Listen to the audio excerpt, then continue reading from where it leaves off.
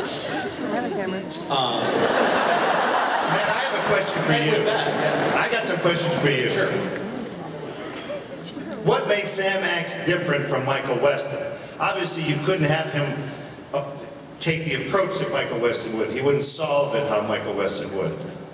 Right? Yeah, no, I mean, I think actually, and this movie sort of gets at that, I think Sam is a character who is all about doing the right thing. I mean, it's a little more sincere than the tone of this panel, but when I think of Sam Axe, he's kind of the best older brother there ever was. You know, he's the guy that you want by your side. He's the guy that's going to do the right thing and going to stand up for you and tell you when you're wrong and all of those things. And so that for me is where I go when I'm writing the character. And despite your many shortcomings, I think, you know, to answer my own question from earlier, that actually is a trait that you share. I mean, you really do. What you bring to the set, who you are on the show, is somebody who will call it like it is, always with a smile, take care of people, watch out for the crew, watch out for your castmates and stuff. And so it's very easy to write that. And I think, you know, Michael's somebody who's always sort of struggling with his dark side.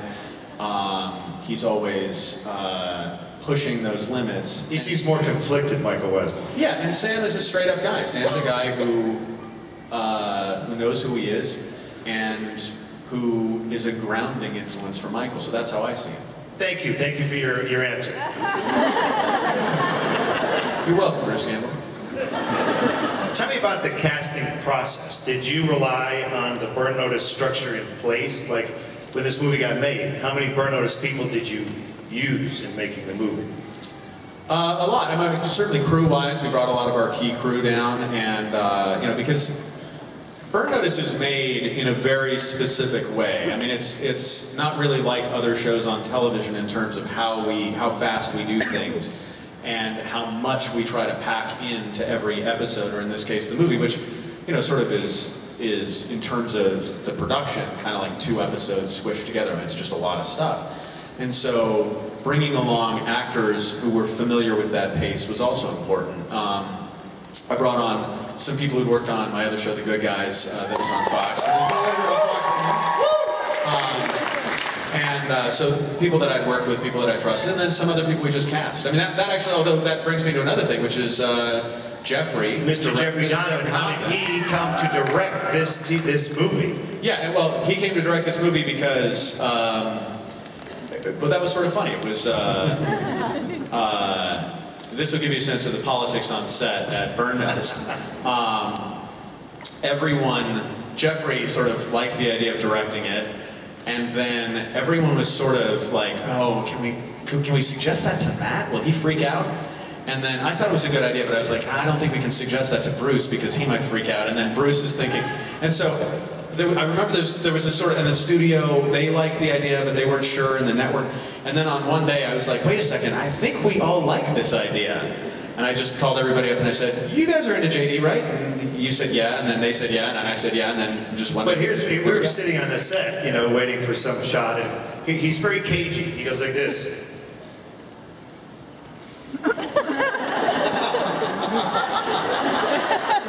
So Bruce, what's up with your, so I guess you're doing your movie, huh? Oh yeah, yes, the Sam Axe TV movie. Yeah, good for you. I'm really excited for you. And then offhand he goes, so, he does that a lot with his toes. He's very shy, Jeffrey Donovan. And he said, who's going to direct it? Oh, I said, oh, I don't know. We got a couple guys, you know, from Burn Notice. We put them on we got a list. He goes, oh, you got a list, huh? Oh, you got a list for your movie now, do you? Did you enjoy working with me on that episode that I directed, Bruce? Yes, I did, Jeffrey. I thought you did a great job. What else are you going to say to the star of the show? I thought it sucked, or an asshole. What are you going to do? Yes, Jeffrey, I think you did a great job on that. he goes, well, and he got back to this again. Can you put me on that list? I said, I don't know. And that's when I got the death stare that Michael West did. He's like, okay, I'm just kidding, you're on the list, you're on the list. And then he started to kind of go up the list somehow. I think he was hurting people in back alleys, I don't know. So he finally directed it, which was, I think he was a good director. I think he was a very good director. Because there was a scene, there's a scene in the courtroom, because this is like Breaker Morant with explosions. It's more like Bad News Bears with explosions. But Sam is spending a lot of time in court. And there's a sequence where we're supposed to be arguing with each other, and after one of these takes, Donovan comes onto the set. Wow, that was exciting, wasn't it? That's the most boring take ever been committed to cinematic history. Is this a courtroom or is it not a courtroom? You, when he says this to you, what do? No, you don't do that, you do this! And then he imitates how he's supposed to act it exactly. And that actor's going, and he turns to me and he's like, you know what to do, get at it! Jesus Christ! So, we all did what he said. So it's good, because he knows that he doesn't have to tiptoe around me. We've worked for 5 years together, you know, he can say anything. And that's the nice thing, you know, we've been to Iraq together, we've been in strange situations, so it really wasn't that unusual to be with this guy up at 11,000 feet blowing trucks up on top of the Andes Mountains. Well, yeah, I mean, actually, it was nice for me, too, because we have a shorthand, Jeffrey and I do.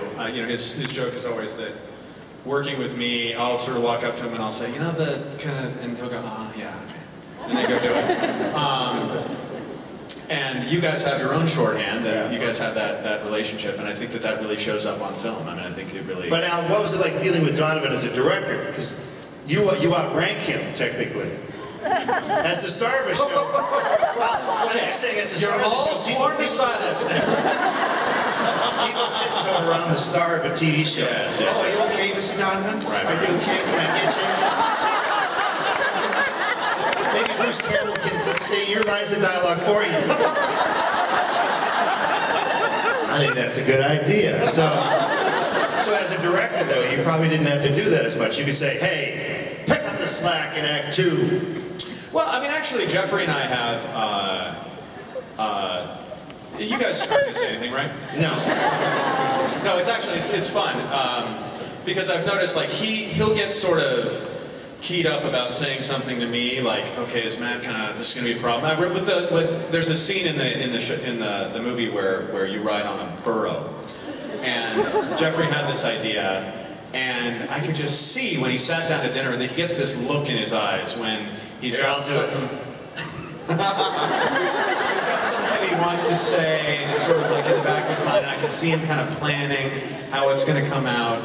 And then, so he sits down, and he wants to talk about this burro, and he's kind of planning how to do it, and I know that something's coming. Like, there's something he wants to tell me about, and he's worried that I'm going to say no.